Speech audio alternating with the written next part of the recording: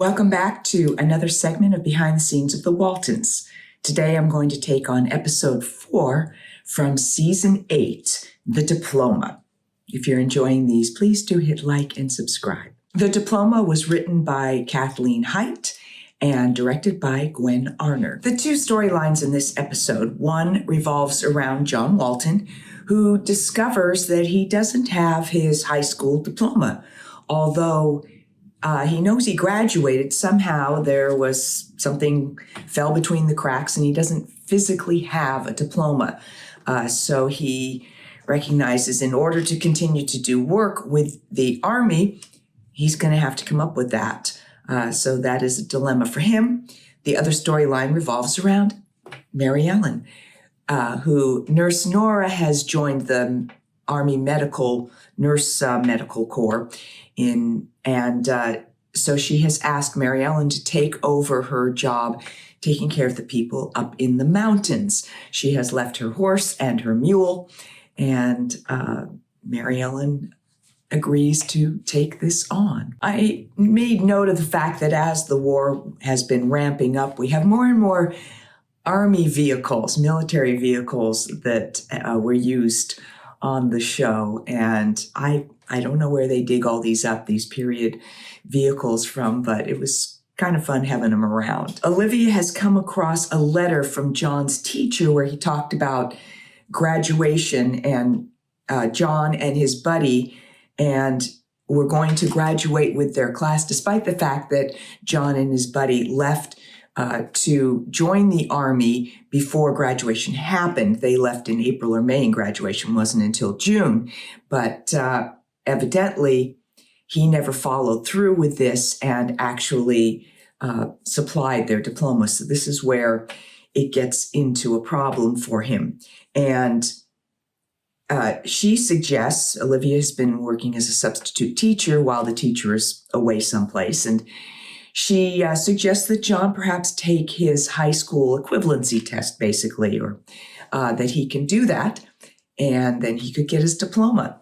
So he decides he will do that, and it means a lot of studying for him. Of an evening, we see Rose and Aaron and Elizabeth and Jim Bob sitting quietly in the living room as John sits at his desk trying to study, and you get the sense of tension in the air. They're trying not to disturb him. He's frustrated because it's just a lot of information to try and take in, and it's been years since he has actually been in school studying a lot of these various different subjects. Totally frustrated, John goes upstairs to the bedroom where Olivia is marking papers or reading through papers from the class she is substituting for, and John's ready to chuck it in. He's like, why do I have to study all this stuff that has nothing to do with what I'm doing in life? I won't use it. Same thing many of us said during our years in school. I certainly know I did, and my son did, and but she just gently nudges him forward and says she will help him and encourages him, and he calms down and decides he will continue forward. Despite the fact that John may feel like he'll never quite be ready to take the test, Olivia one morning says she's doing some makeup tests that day and that she suggests John come in and take advantage and take his test. He doesn't feel like he's ready, but she says, well, let's just do it. And so he does show up in the classroom where a number of students are taking makeup tests, and he takes his test. This was a fun episode for me because I spent a lot of time, once again, riding a horse because I was on horseback going up into the mountains to take care of the various different patients that Nora had been caring for.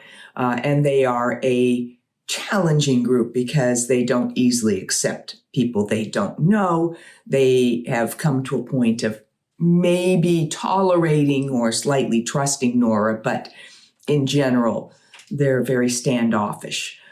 So it is a challenge for Mary Ellen to try to get them to accept her, despite the fact that she comes with a letter from Nora saying that, that she is basically Nora's replacement.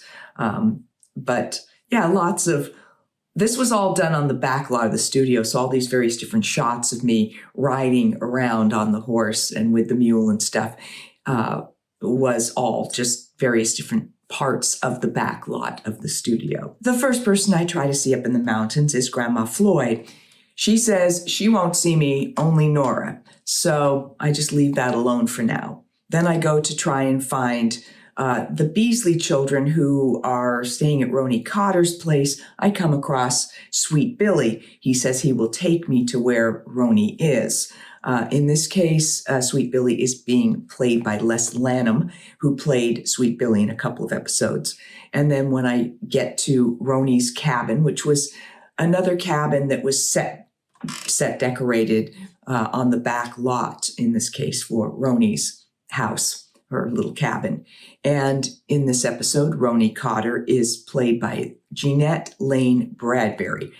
And I thought in this scene, I kept looking at her thinking, oh, she's just so beautiful that somehow she seemed to me too much makeup, too made up, too pretty to be up in the mountains where life would be harsh. And, I don't know, maybe that's just me, but it looked a little Hollywood to me in this particular case. But just my opinion. What do you think? But she won't let me see the Beasley children. Nora thought they had rickets.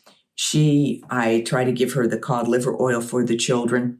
She won't have anything to do with it. She is just very dismissive and says, just leave them alone. She's taking care of the children. On a subsequent visit, I really go kind of head to head with Roni and about not properly caring for the Beasley children. Their father is, off hunting or doing whatever, and she's been caring for the children.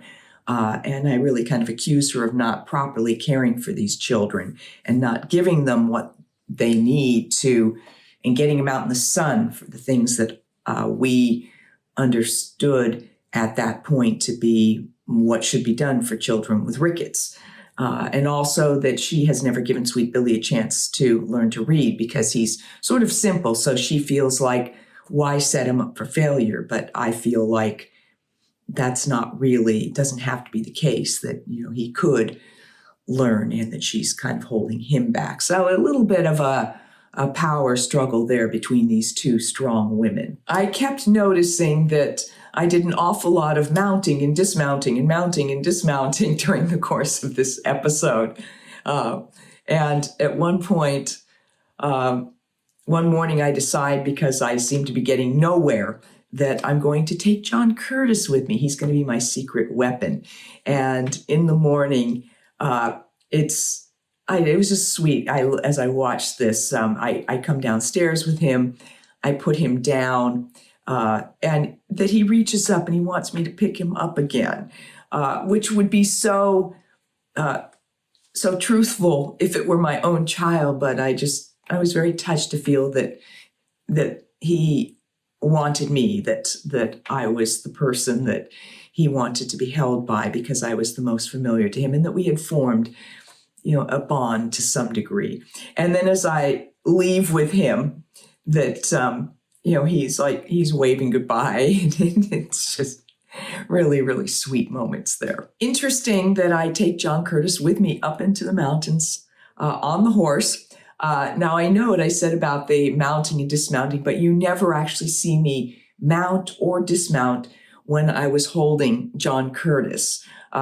What I seem to remember is that I would get up on the horse and then they would hand him up to me. I never did any more than just walking on the horse, and the horse was very well behaved, but I thought that was, very trusting of the child and the child's guardian and everybody else that they trusted me to keep him safe up on this horse, because I know, being a horse person, they can be unpredictable, but everything was fine. There was no danger.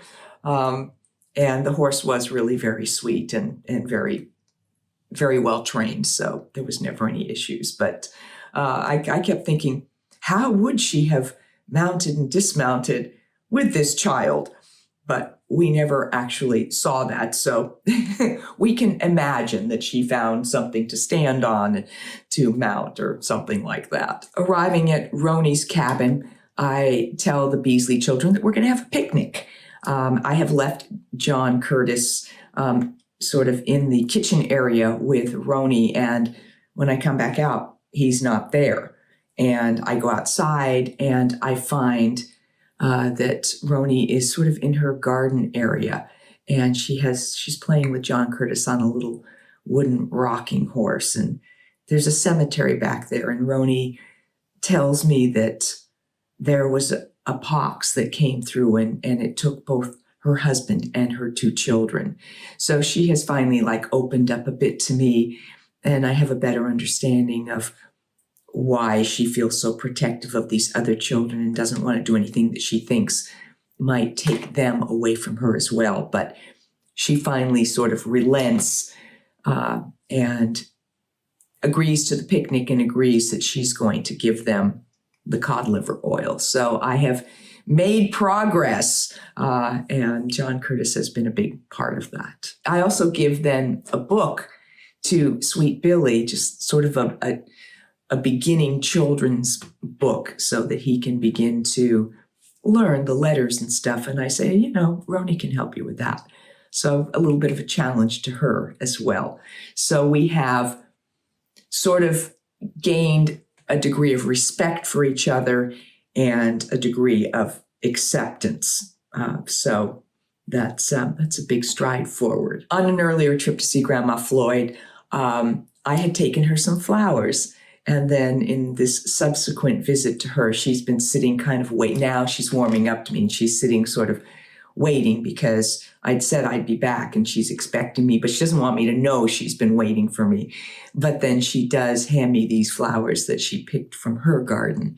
So we now know that to some degree she has accepted me, and that she also is charmed by John Curtis. And as we ride off, there's this little sweet moment again of John Curtis waving goodbye and her kind of waving back to him. So he does indeed work as my secret weapon. Another adorable moment, as I have returned home, I have the horse tied up, and John Curtis is trying to feed the flowers to the horse, which the horse might have actually liked. But I loved that he wasn't at all scared of the horse or anything like that, considering how big it was, that he wasn't afraid to be up on the horse. He wasn't afraid to try and feed it flowers and stuff. So very brave child. And the horse was gentle enough to not give him any reason for concern.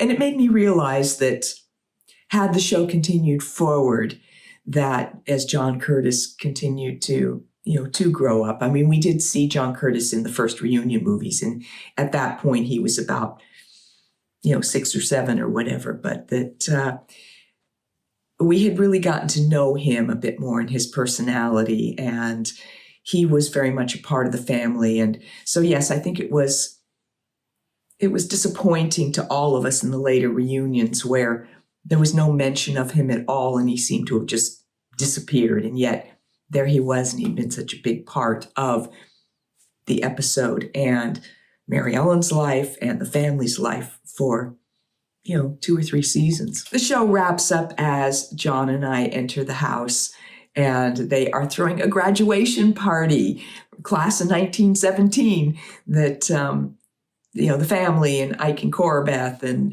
that John, this is how John finds out that he passed his test and he now has his high school diploma. So happy ending all around. Along with the family and many of our regular extra people, extra family, and Ronnie, Claire, and Joe there as Ike and Corbeth, Peggy Ray as Rose, Martha Nixon, Keith Coogan, Keith Mitchell as Jeffrey and Serena, Leslie Winston as Cindy, and then Michael and Marshall Reed as John Curtis. Our episode guest stars were Madeline Taylor Holmes, who played Grandma Floyd. She had done all sorts of work in her career, from Zorro to Wagon Trade, Ironside, Heart to Heart. And she was from an acting family. Her parents were Taylor Holmes and Edna Phillips, and she had a brother, Phillips Holmes. All 3 of them were actors. Then Leon Frick was Lieutenant Eller, and Tamar Howard was the lady, the little girl lady. She did a few other roles after the Waltons. Rick Slider played Sam. He was the little boy, the Beasley boy. He did a few other roles after. And Joseph Justice was the guard. I mentioned Lane Bradbury was Ronnie Cotter in this one. She studied ballet from the age of 5 and was accepted into the Actors Studio in New York. On Broadway, she did tons of TV, from The Fugitive, Gunsmoke, Mod Squad, Partridge Family, FBI, Kung Fu, and others. And then Les Lanham did other shows like X-Files, Dr. Quinn, ER, NYPD Blue, JAG, Tour of Duty, CHIPS, Sentinel. So definitely a lot of credits amongst them. Thank you for joining me for this overview of the episode The Diploma from Season 8. I will be back with more behind the scenes of the Waltons, more episodes, more Ask Judy, and more special guests. Thanks for watching.